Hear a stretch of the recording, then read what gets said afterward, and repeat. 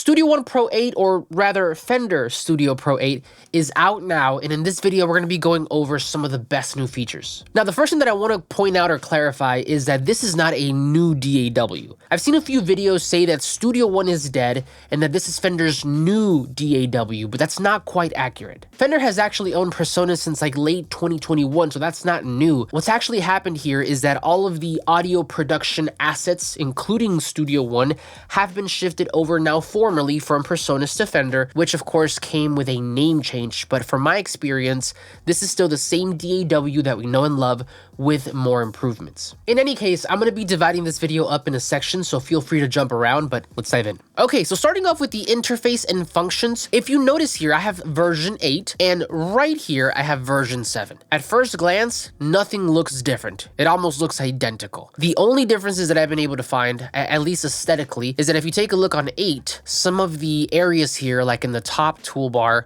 some of the buttons on the top right, top left, and even the transport bar at the bottom now look a little bit more 3D. They almost kind of look indented. If you take a look at 7, they're a little bit more flat. Now, whether you like this or not, that's your preference. I don't really think it matters in terms of like actually making music, but there is that sort of aesthetic change. The one thing that I will say is that I do not like the fact that they have made the inner color of the toolbar too close to the color of the outside of the toolbar. I much preferred what they had here on 7, where the contrast was bigger. I don't know, this is maybe just preference, but I really enjoyed this contrast for the top toolbar anyway, as opposed to what we got here with 8. Another thing that I've noticed is that the colors are just slightly brighter. If you take a look here at the follow button, for example, in the Chord track, on version 8, it just looks brighter as opposed to the one on 7. Another area where you can sort of tell this is if you go to the console, take a look at these blue sort of faders, dimmer blue versus a brighter blue. And again, this is going to have no effect in how you make music, but it is something that I wanted to point out. Now, moving down in the interface, something that actually will affect the way you make music is that now on the tracks here on the left, we now have a pan slider and a freeze track button. If we take a look at version 7, we've always had a volume slider, and that's fine.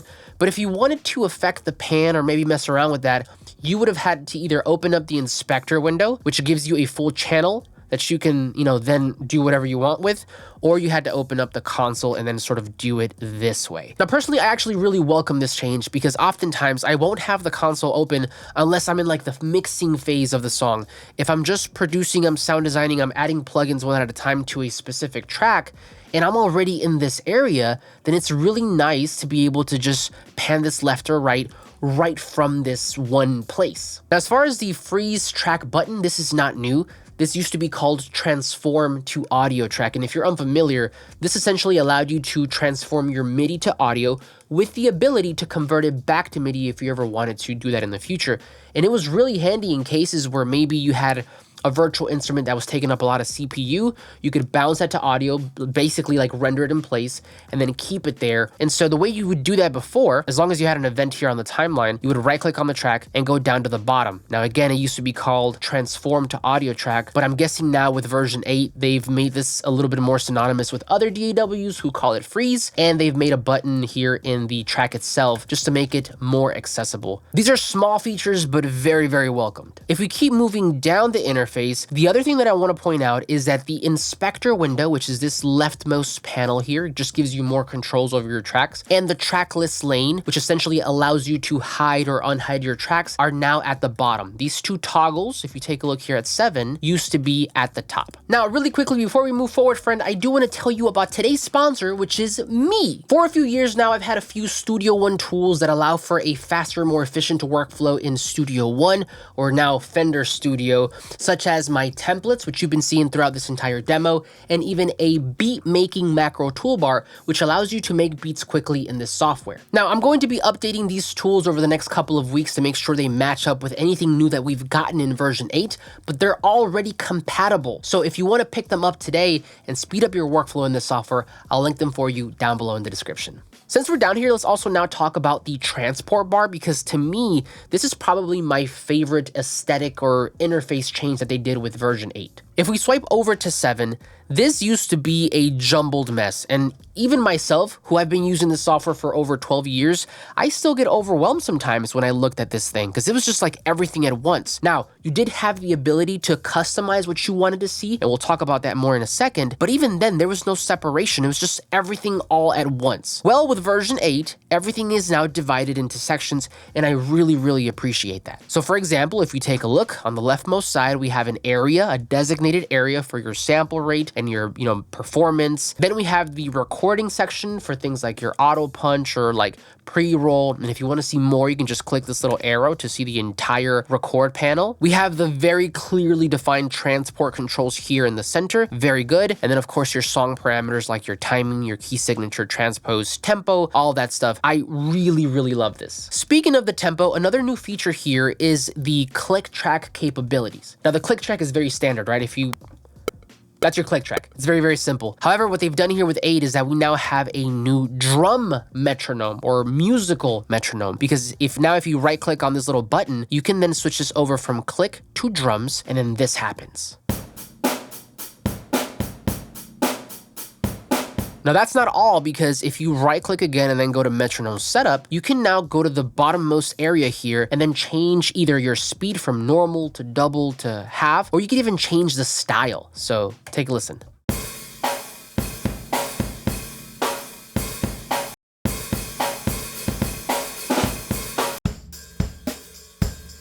And you even have different genres or styles if you'd like to maybe explore something different.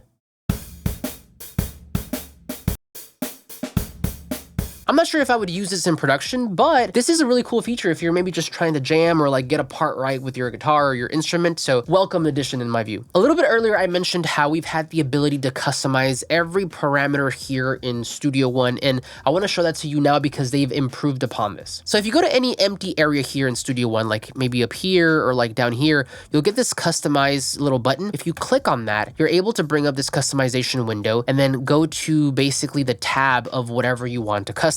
So for example, if I go over to my top toolbar tab, I can now decide whether I want to see something like the toggle snap feature, the launcher feature, the info view. Now up until 7, we've had the ability to do this with the toolbar as I just showed you, with the inspector, with the transport bar at the bottom, and with the browser. But with version 8, we now have the ability to do that on the actual track controls themselves. So for example, if you were like, hey listen, I really don't want to see the panning slider and I don't want to see the freeze track button, you can simply go into this tab and then turn them off. It's really simple, and I love that they've now expanded this feature into the actual tracks themselves. Now, the best part about all of this is that once you sort of customize your interface to however you'd like, you can always go up here and then save this as a preset. The very last thing that I want to mention in this section is that the way plugins work on the channel inserts, those actions have been inverted, and this messed me up for about like 2 weeks, so I want to make sure you know about it. Okay, so before in Studio One 7, if you had, say, a plugin, let's just add one here really quickly. If I wanted to bring that up, just like you just saw, I would have had to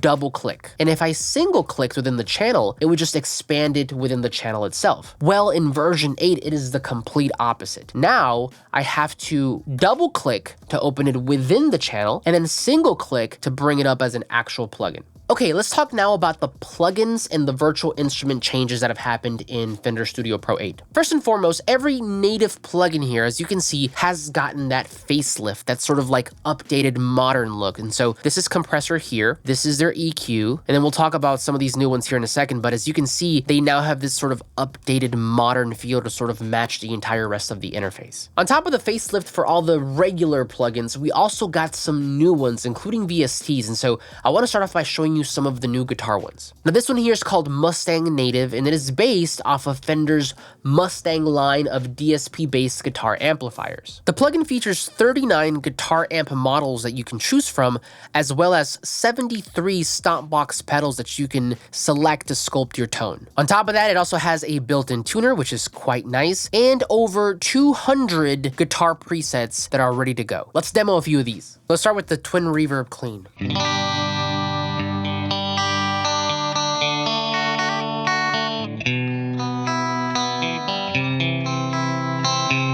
Classic rock.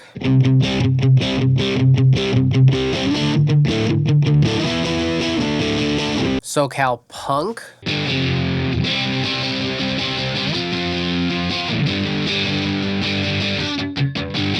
Blues Jr.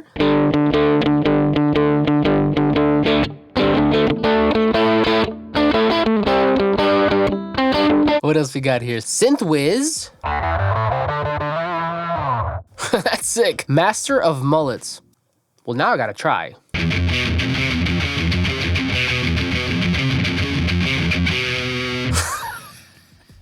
Now, there's a lot more to play with, but let's switch over now to Rumble, which essentially is the same thing, the same concept, but for bass. Now, this is Rumble, and it is very similar because it is also based off of Fender's Rumble line of DSP-based bass amplifiers. Now, this one offers 20 amp models and 70 effect pedals that you can use to sculpt your tone, but let's take a look and see what it sounds like. Now, Fender, this is a Squier, so if you want to send over an actual Fender bass, a little P bass, I'm not gonna be mad. Now, I'm an okay guitar player, but I'm not as good of a bass player, so please forgive me.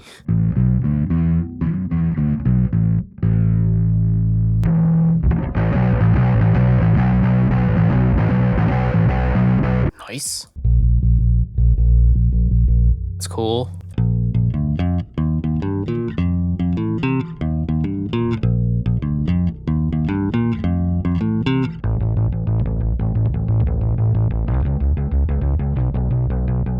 Anyway, there's a ton more options, and I'm sure better players can demo this, but it is nice to know that we have new native bass and guitar modelers, essentially, inside of the software. Now, the other one that I want to point out here is the new Studio Verb. So this essentially is a new algorithmic reverb that we now have access to here in Fender Studio Pro. Let's take a listen and see what it sounds like. Testing. 1, 2, 3. Let's flip through some of these presets. Testing. Cool, let's do some plates. Bright, short plate, flat density, plate 140, real rooms, ballad room, bedroom concert, big bungalow, brass rehearsal. Okay, so we got a couple of different options here. Now, something really interesting about this reverb is that it has a ping feature. Let me show that to you real quick. If you take a look here on the top left, we have a ping button. If you click that, it just sends a short burst of noise. And then from there, I can sort of sculpt this however I want. And as I send that ping, I'm able to hear back what that reverb is going to sound like. Super, super cool. I already have my favorite reverbs, but I am really glad that everybody now gets this new one for free. So very cool. Now, another really fun one here is called the voice effects. And this essentially is a voice effects box with a couple of different effects, including a detuner, a delay, a transformer, some filters, a ring modulator, and a vocoder. Let's take a listen. So the default one here is called a detuner. And so if I do this, I start to sound a little crazy, a little robotic. And you can obviously shift the detuning here to whatever you like. That's really cool. But then you also have some presets, and so we could go over to, say, hyper voice. Okay. Mega voice. Ring on A. Ring transwave. Tune down to quart. A vocoder. Oh, this is cool. This is some like Daft Punk type thing. Very, very cool. I sound robotic. Vocoder, vocoder E, vocoder electro, vocoder noise, vocoder robo. Now, honestly, I actually really do like this plugin because specifically for the detuner module, this reminds me a lot of Little Alter Boy, where you can mess around with the formant pitch, or the formant setting here. And so if I do this, I can change my voice, right? And essentially, you are getting the exact same thing with this detuning module. And if you want to get creative, I'm already thinking of like production tricks. You could automate this on a specific part of the song and then maybe do like a black bear type of effect. Okay, from here, let's move on over and talk about some of the changes they made to Impact XT and Sample 1 XT. Now, for full transparency, I will be making a separate video on my in-depth thoughts of what they've made here, what they've changed, and where I wish this goes in the future, so look out for that. But for now, let's go ahead and take a look. Now, the first thing you'll notice is that much like everything else, it does have that updated GUI, which is nice. As you just saw me do, you can click on the Impact sort of logo here and go from light mode to dark mode. I like to keep mine in dark. Now, the very first thing that I want to point out is that after asking for what seems like forever, we now have the ability to set fades right here on the screen for your sample. And so as you just saw me do, just bring this over, and then it does start to click here on the waveform accordingly. But then you could also set the fade out, and it could be linear. linear, it could be an exponential curve, and it could also be a logarithmic curve. Not only that, but you could also do it from the beginning. So that is really, really cool. Now, I know that technically we could have already done this with the envelope controls here at the bottom, but personally, I like the visual aspect first and foremost, but number two, these controls are universal. So if you ever stacked two sounds on one pad, that would affect all of the samples, and maybe you didn't want that to happen. With these new on-screen controls, you're only really manipulating the fade-ins for the sample that you're controlling at the moment on the screen. So I think this is fantastic. Great job, Fender. Now, next up, we have another very important feature, and it is the ability to now click on a sample, for example, this snare, and then send to sample one directly from Impact. Now, why is this important? Well, in some genres like pop and trap and hip hop, a lot of times we're gonna want to pitch a sound. A lot of times that'll be for 808s, but it could also be for something like snares, because then we can then program different pitches of that sample within the piano roll. And so you get something like this. Right? You've heard that before in a couple of different songs. A lot of times what will happen to me is like I will start with Impact because you just get all your drums here.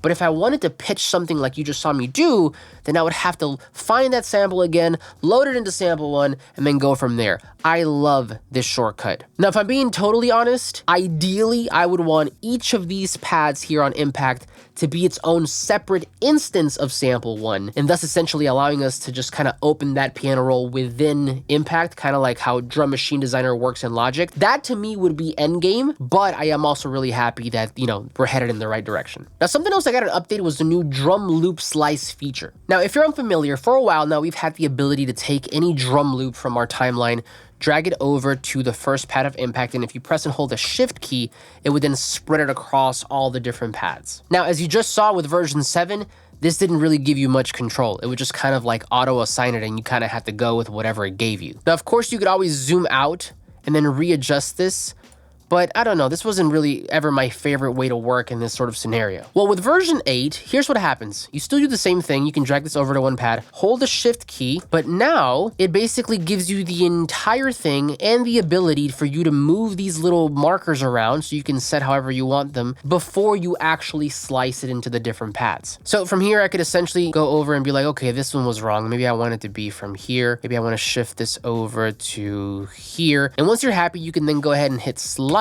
and then it'll send it over to the pads. Now, something also very important to note is that if you do have the create part option selected before you hit slice, then it's also going to create a part for you down here in the timeline. And so essentially you can come in here now, switch over to maybe your drum view, and then, you know, tweak these around to create some new parts.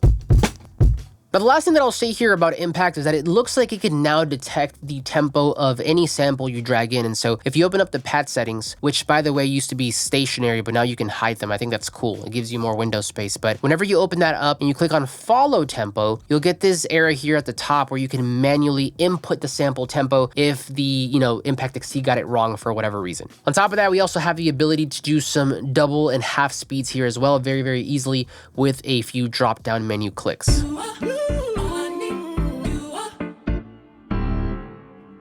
In addition, whenever you do set a pad to loop, you also have the option to adjust the crossfade, which is really nice. Okay, so that was Impact. Now let's head over to Sample One. Now, as you can see here, Sample One benefits from the same aesthetic changes from Impact XT, and everything looks kind of the same, but the real standout feature here is the new modulation matrix. Now, this matrix offers up to 16 patch points each with 14 sources and 24 destinations that you can then use to create some really interesting and expressive playback. So let me show you this in action. Let's say, for example, that I wanted the source here to be the mod wheel, and I wanted that to control, say, maybe the filter. And so once we turn on our filter, check this out.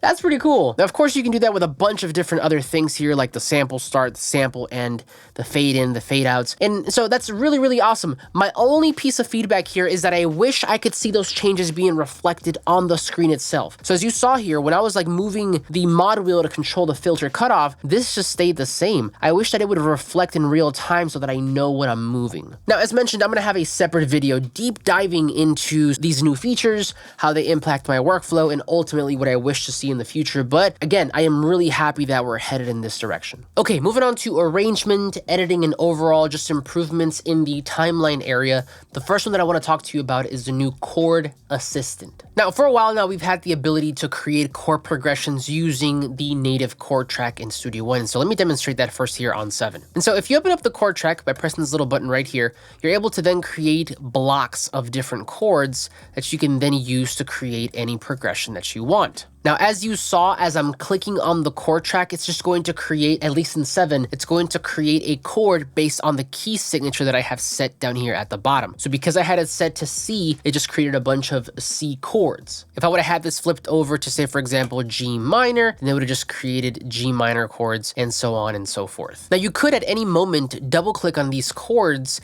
and then obviously change it to whatever you wanted to, or even preview it. Now, in version 8, as soon as you set your key and you double click here on the chord track, you are going to get that first chord, much like with before. But what's going to happen now is that if I click on an adjacent space here, it's going to give me another chord that it thinks would fit well with my key and my progression. Now, you can continue to do this as many times as you want. However, once you have 2 or more chords, which you could also do, let me change my grid here, is you can drop down this little menu and it's going to give you some suggestions, again, based on what it thinks could work well with what you already have. Now, this hasn't been confirmed and I didn't see it in the release notes, but if I had to guess, the brighter the blue, the better the chord is going to fit with what you currently have. And so let's go ahead and maybe set a new one here, and let's set this to maybe a G. So with our chord in place now, if you want to preview it, simply go over to your inspector window. Under the instrument tab here, you can either select chord preview, which is the default preset, if you will, for this, or you can pick any other virtual instrument in your session. So let me actually go look for Nexus and then make sure to hit play track here, this little radio box button, and let's play.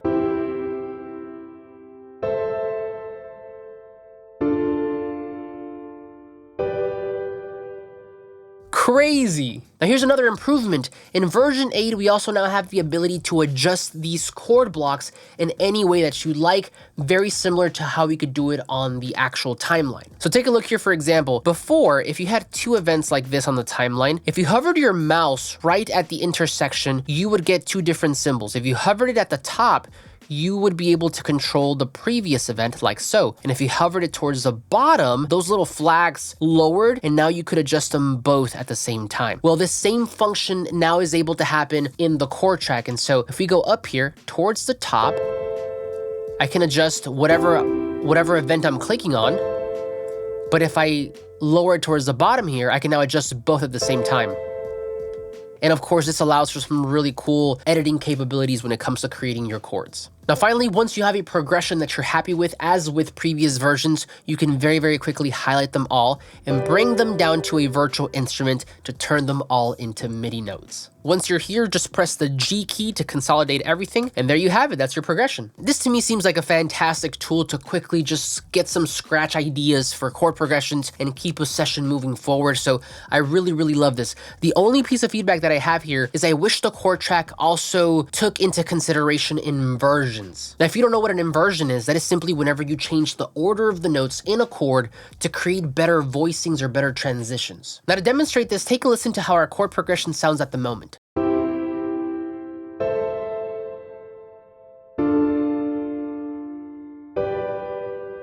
It doesn't sound bad, but there are big jumps between the first and the second chord, and then again from the third to the fourth. And so the way that we would make this sound better is by inverting the chords. And so here, I'm gonna use my Beatmaker's toolbar, link down below. Let's go ahead and invert this down there. Let's maybe do one more time. Same thing with that last chord. And so now we get something like this.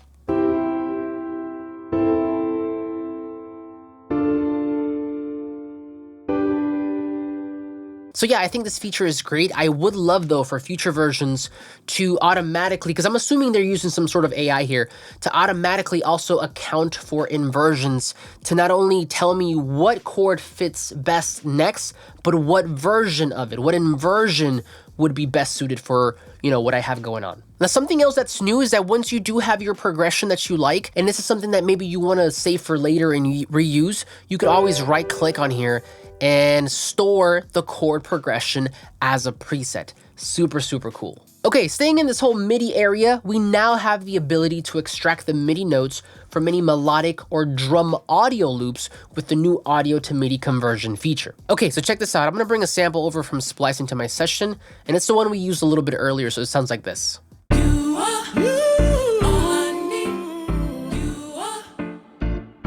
Now here you have two options. You can either right click on the audio event, go to the audio section, and then either extract the drums if it's a drum loop or extract the notes if it's a melodic loop like this one. My favorite way to do this though is simply just to drag this over to a virtual instrument track. Once you do that, you'll get this dialog box. I'm gonna hit extract notes, and there we have it.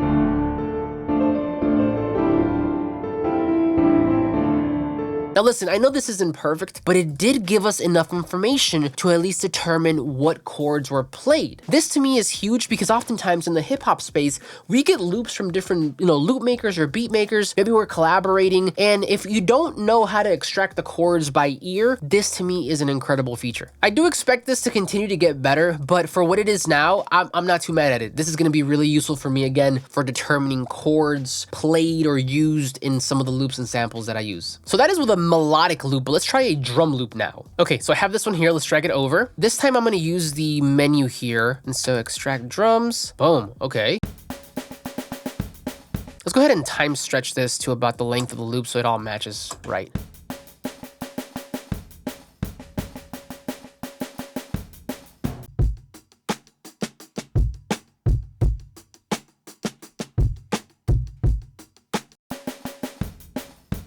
Yo!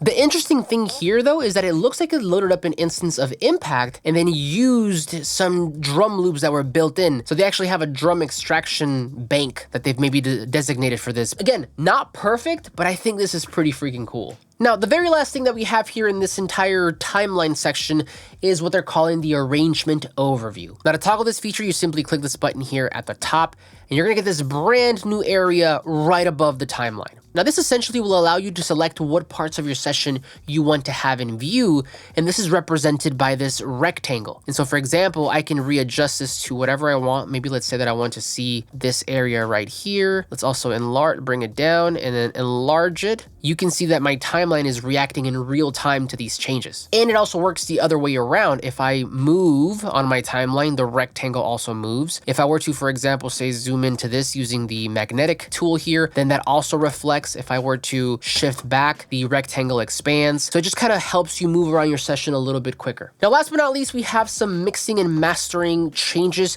And there's quite a few like micro tweaks, but arguably the biggest one is going to be our brand new channel overview section. Now, if you're coming from Ableton or if you're familiar with Ableton, then you already know what this is. This essentially is our version of the effect rack. Now, to give you guys a little bit more context, essentially what this does is it allows you to add plugins to a specific instrument in isolation without having to see the entire console. Now, why would this be useful? For me specifically, as I mentioned before, sometimes if I'm just working on one specific sound, maybe for sound design or whatever, I just want to see that specific insert section for the plugins. Prior to this, I was simply just using the inspector window and then loading my plugins here in this insert area. Well, with the new channel overview feature, we now have a much bigger and dedicated area for this specific kind of purpose. Let me show you. Okay, so say for example that I'm working on this piano patch here.